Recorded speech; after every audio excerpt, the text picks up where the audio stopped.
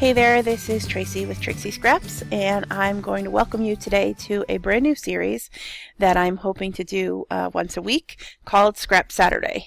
And the reason that I'm starting this is because as a designer, I think it's the common condition among many of us that all of our computer time or our time spent in Photoshop starts being taken up by designing, and we don't spend a lot of time working on our personal albums. And I know that's especially true for me. So I needed to start challenging myself to get some more scrapbooking done, and I thought, well, if I commit to doing a video every week and show off some of my products and maybe teach you guys some little tips and techniques and little tricks along the way, then maybe that will, the fringe benefit of that is that I will actually find some time to start working on my family albums again. So this is the first installment of Scrap Saturday. Sometimes I will post a message on my Facebook page or on my Twitter, and I'll invite you guys to send me some questions, and I'll work on answering those questions during the video while I work on a page. Other times I'll just chatter about something stupid and not important. But hopefully you guys will find it entertaining, or maybe you'll just like watching me scrap, or maybe you'll learn something along the way. At least that's my hope. So this week I am actually going to be working on the kit that you see on the screen. It's actually my newest collection that I just came out with this week. It's called You Loves Ya. It's got cute little sheep in it, and it's pretty much a Valentine's Day themed kit. You know, all about the love and all that kind of stuff. I am actually going to start, I'm going to close this here. I'm going to start from one of the templates in the template pack that comes with the collection. I only have 2 photos that I want to work with today, but I have an idea for what I'm going to do with the third spot. I actually want to use 2 of the sheep from the collection and work with them here on this page. But first thing I want to do is actually make that a little bigger, and I'm just going to go ahead and jump right in. And the first thing I do want to tell you guys, there are usually more than one way. There is usually more than one way to get things done in Photoshop for most things. So the way I choose to do things may not be the way you choose to do things. I might use shortcut keys, you might not. You know, there's lots of different ways to get things done in Photoshop. So let me just say that off the top in case I seem crazy. It's just the way that I choose to do things, but that doesn't necessarily mean that the way you do things is wrong or the way I do things is wrong. It just means we do them differently. So maybe you'll pick up something new while we work on this.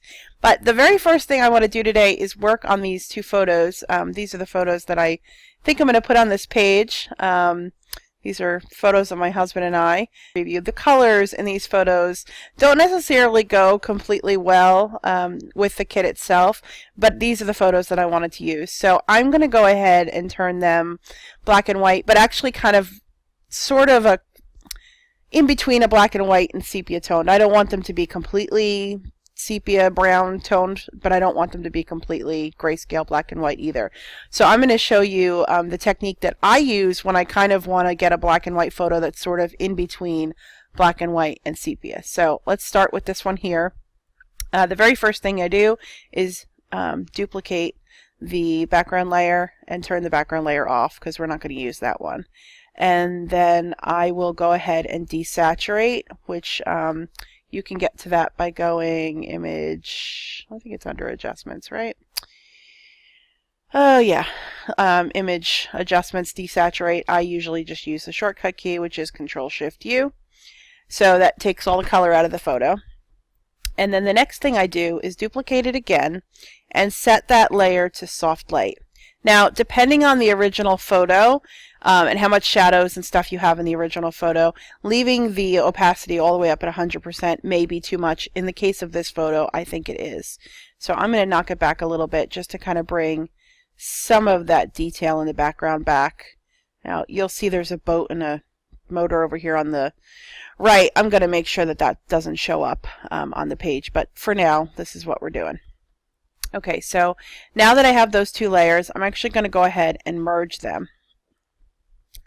And then the next thing I want to do is, like I said, add a little bit of color back in and get it kind of closer to a sepia toned image. So I'm going to go to Image, Adjustments, and Variations. Now I want to take this slider and I want to move it down probably twice. The very first thing I do whenever, when you want to be set on midtones, which should be your default when you bring this up, the very first thing I do whenever I use this is to go over and click on the original, just to kind of clear. Sometimes this filter, it gets whatever you did last with it is kind of stuck in the current pick, and if you do something else before you click original, it'll add on to whatever you last used in this variations dialog, if that makes sense. So just click on the original once, and then what I do is I click on more yellow once and more red once, and then I click OK. And you'll see that that kind of gives it, it just kind of gives it more of a sepia tone, but not quite all the way towards sepia. It kind of gives it a little bit more interest than being just a straight up black and white. And actually this kind of technique works really well when you're working with craft colored papers and things like that. It tends to go with this whole look really well. So I'm going to go ahead and go back to my layers palette, and I'm just going to flatten that and discard the hidden layers. I'm not going to save over this, so that's not a big deal. And I think I want the photo of us, yeah, I want the photo of us kissing in the bigger photo spot, so I'm going to click on that spot. Okay, and then I'm going to drag this photo over, and then Alt-Control-G, which is a clipping mask. We're going to clip it down to that shape. And like I said, I'm not going to have that boat in there because that's actually exactly how I want it. Look how cute that is. Me with my stringy hair. Oh, goodness. Okay, so let's go ahead and do the exact same thing with this photo. So we're going to duplicate the background layer and go to Control-Shift-U to desaturate. Then I'm going to duplicate that desaturated layer, go to Soft Light, take the opacity down a little bit, and I should have noted what I did on the other one, but we'll get it close enough. It's probably about 70%. That looks about right. Okay, we're going to merge those two layers together. And then Image, Adjustments, Variations. Now you'll see exactly what I mean. See here in the current pick how it has the red and yellow tinge already to it. It's subtle, but you can see the difference. I actually don't even need to click original, more yellow, more red at this point. I can just click OK, and it's going to commit that same exact change that I made the last time to this photo, now to this one. Now, as I'm looking at them side by side, I can tell that this second photo that I've just worked on is a little bit darker, and I should have paid more attention to what I set it at. So I'm actually just going to pull a levels dialog box up real quick, and I'm just going to brighten this up just a tinge, just so that they kind of match a little better. Okay. I'm going to clip that down, and now we'll flatten this. Okay, so now that's perfect. And I'm going to put that photo, I think, in this spot over here. And this one will probably need to be sized down. You can hold the Alt key down and hover between the layers to clip them, or you can do Control-Alt-G as a shortcut key, whichever you prefer. So I'm going to just size this down a little bit. Okay. And I like that. That looks good. Okay, so now we can close these two photos out, and I'm not going to save the changes to them because I don't want to overwrite them on my hard drive.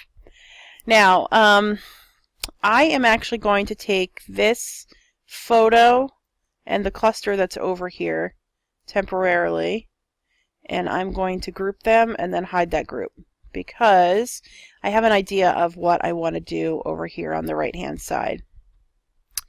And I may need to move this heart banner after I do it. We'll see. We'll see what I end up doing. But let's start with the papers. So I think for the bulk of this background paper here, I want to work with, I think I want to keep it kind of simple, and I may just want to go with like a, you know what, let's go into the bonus patterns. Let's do that. I actually think that I want to go with this here, which you'll see large. I probably should increase the size of my preview, excuse me, as I clear my throat. I think I like that a lot. So let's clip that down to that layer. That looks cute, right? And then for this background here, I think I'm actually going to go with the red. Yeah, I like the red solid back there. Okay, and then for this little piece here, let's try,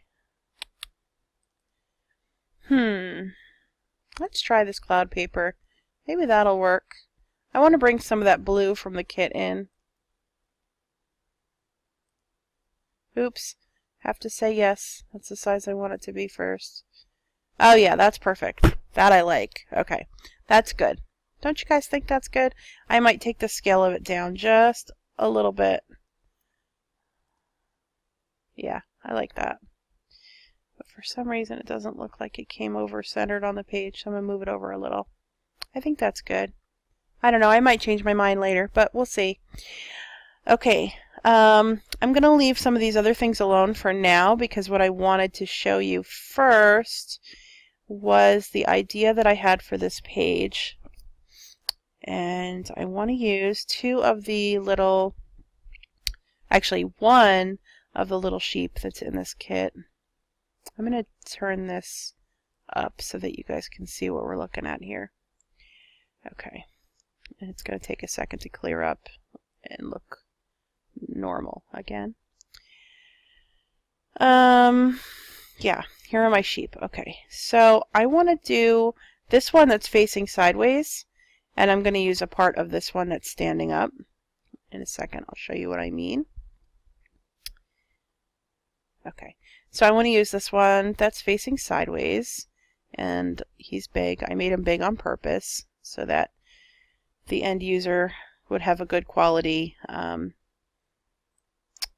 embellishment, but he doesn't need to be that big for this page. So I'm going to move him down and make him a little bit smaller. And then I'm going to duplicate him with Control J, and then I'm going to do Control T for transform, and right click and flip horizontal. And after I do that, then I'm going to move it over. You see these pink lines that show up on my page, by the way? Those are, in case you guys don't know or don't use those are smart guides. So you go to View, Show, Smart Guides, and then I kind of use those a lot because they kind of help me line things up without fussing too much. So we're done with that sheep, but I want one of them to be a boy and one of them to be a girl. Silly. So what I'm going to do is zoom in on this one that has the little bow and the eyes with the eyelashes, and we're going to replace some things. So we're going to start first with the bow, and all I really want to do is I want to get the bow and try to kind of go around where the shadow is because I don't want that to get lost here. And because these shape are pretty similar, this is going to blend in pretty well. It's going to be large, but once I size it down, it'll be fine. So I'm going to just bring this down,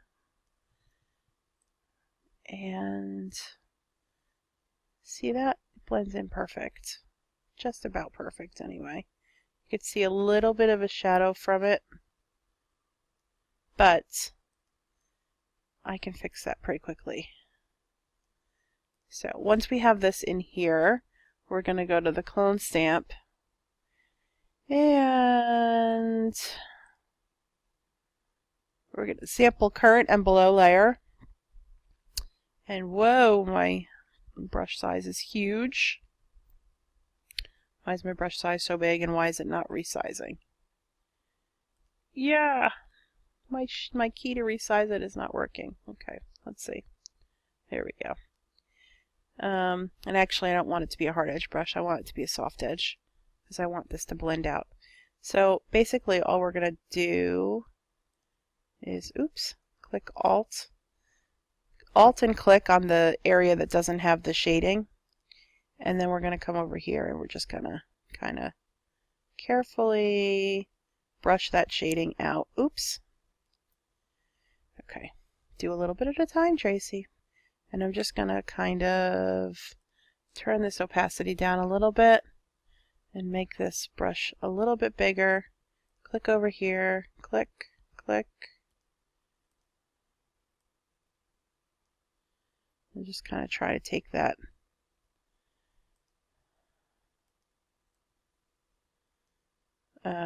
shading out of here. That looks pretty decent. It's so small that you're not even going to really notice it on the finished layout. I'm actually just kind of being really picky at this point. Oops.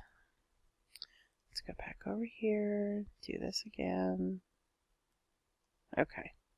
So, like I said, you can't even really notice that too much. It's kind of blended in. I think it looks good.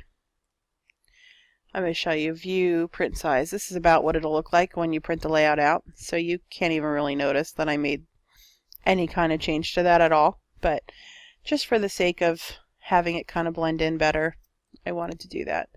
So I'm going to merge those layers so that bow is now a permanent part of her. And then I'm going to come over here with my lasso tool and I'm going to grab her eyes, and I'm going to have, oops, I'm going to replace the eyes so that she has the eyelashes. I'm going to try not to catch any of the shadow and just get the actual eyes themselves. And then just drag this over. Whoa, big eyes. Okay. And let's see if I can't. Oop, they're still a little big.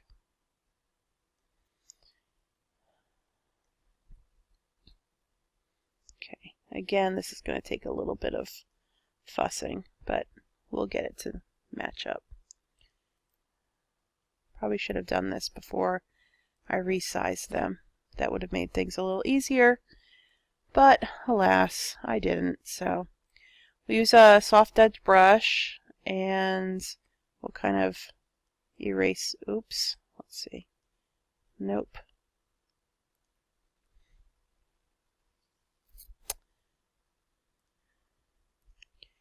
Okay, so you see we have them kind of almost matching up here, and what I need to do now is just kind of take a eraser brush and go a lot smaller, and I'm just going to kind of erase out what's overlapping so that this blends in a little bit better.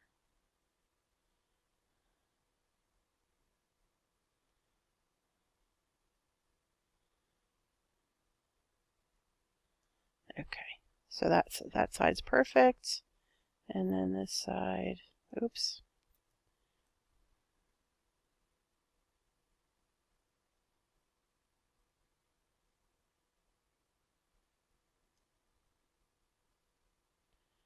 And then that side looks good too. So I've changed that sheep now to be a girl, just like that. It was pretty easy. Okay, just took a few minutes. I want to take the heart banner here, and I want to switch the way that that's hanging. So I'm going to take the 3 or 4 layers that are involved here. It's the stitching and 3 layers of the hearts, and I'm going to highlight them all at once, and then I'm going to actually go to Edit, Transform, Flip Horizontal, so that they hang differently, and then I'm going to move them over so that they actually kind of hang from the photo and then go off the page that way, so that they don't interrupt or interfere with the 2 sheep.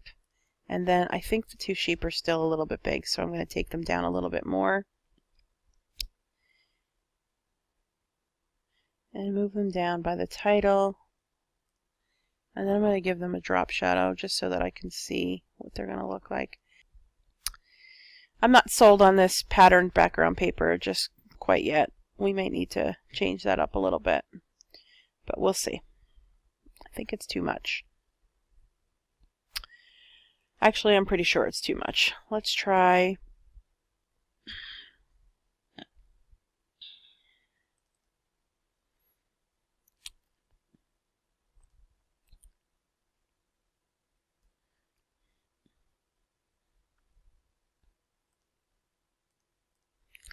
Let's try this tan paper instead. which I think I'm going to like better. And then I'm going to move that pattern, but I'm going to do the red instead on the background. Yeah, I think I like that better. Yeah, I definitely like that better. So let's take rid of those 2 layers that we don't need. I am so indecisive when I scrap, you guys. It's terrible. Let's pull in some flowers and replace the elements that we have on the page. Let's work on that next. Which ones do I want? I definitely need some more red. And I think I'm going to try to use this blue one. And we need some leaves. And I like these. So.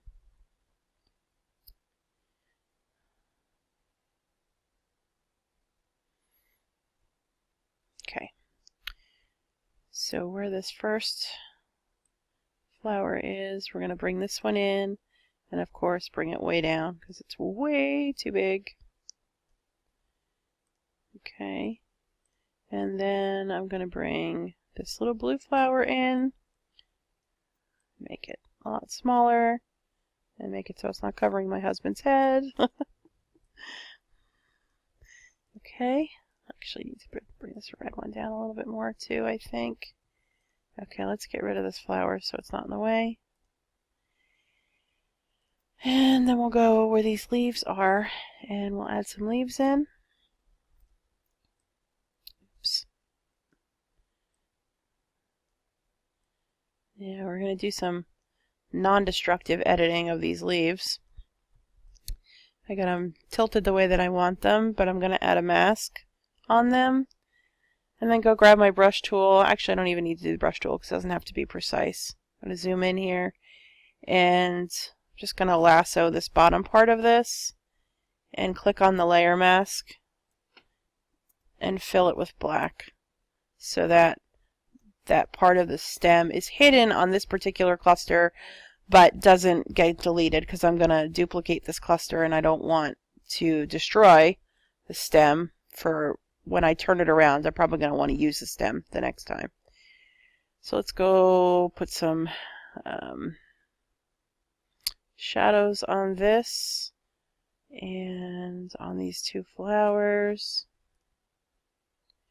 That looks cute.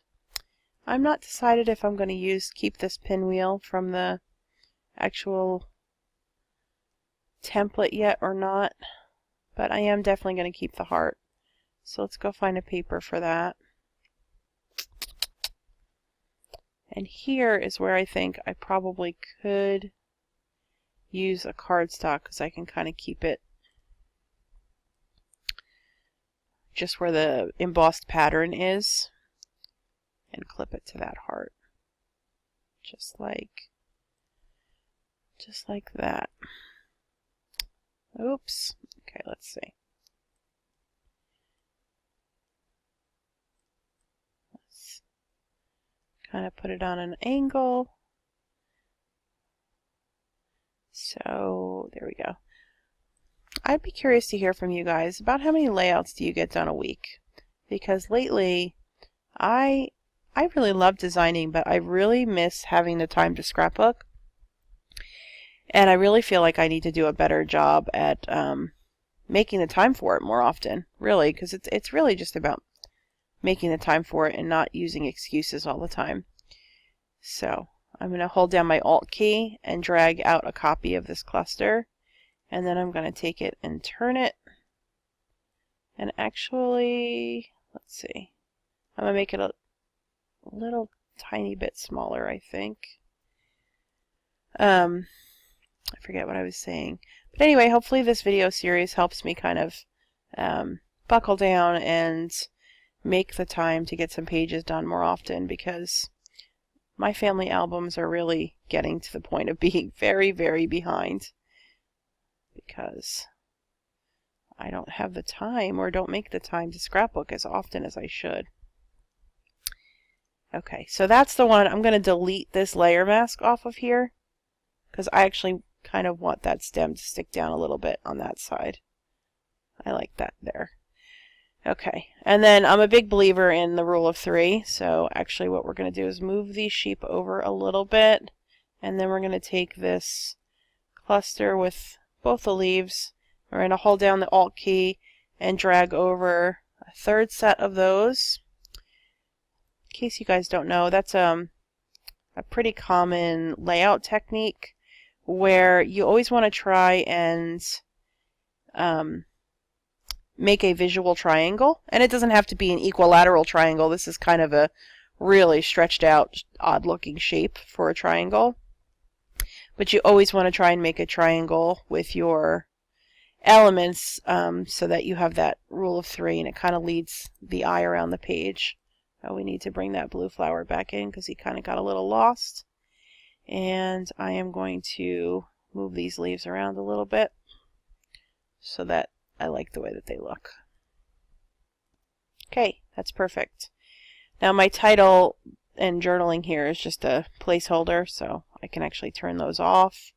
I'm going to go ahead and pause the video here and finish up this layout, and then I'll come back and I'll show you the finished product. Okay, so this is the nearly completed page. I hope you like it. I'll show you a couple of things I did. I duplicated this pig heart over here because I felt like I needed some balancing because I had the embossed pattern here and on the banner, but I didn't have it over here. So I needed some balancing with that. And then I had the triangle of red, but it kind of felt like it needed a little bit more, so I added this little heart between the two sheep, and then I thought, okay, well now I need to balance that. So I stole this scatter off of one of the other templates in the pack, and I put it on the page and added some glitter and glossy styles to them just to give the page a little bit more bling. I did end up keeping those pinwheels, and I added some glitter and glossy styles to those. Added this little brad, and pretty much that's it. Added my date and my journaling. Okay, so that's pretty much my finished layout. I am going to go ahead and share this over at Ginger Scraps because I am the host this month of the February buffet challenge, and basically all you have to do to participate in that is upload a layout using pieces from this month's buffet sale. Okay, if you liked any of the pieces, the kit or the templates or anything that I used in this video, I will make sure to go ahead and link those in the description below this video so that you can find them. Like I said, they are part of the February buffet sale over at Ginger Scraps, and they are on sale for the rest of this month. And if you like this video, please give it a thumbs up. I would appreciate it. Please feel free to subscribe to my channel because, as I said, I'm going to be trying to release videos more frequently now, so there'll be content for you to watch hopefully every week. And if you have any questions about anything you saw in this video or would like to leave me a friendly comment, please feel free to do so below. Thanks so much for watching, and I will see you on the next Scrap Saturday. Bye-bye.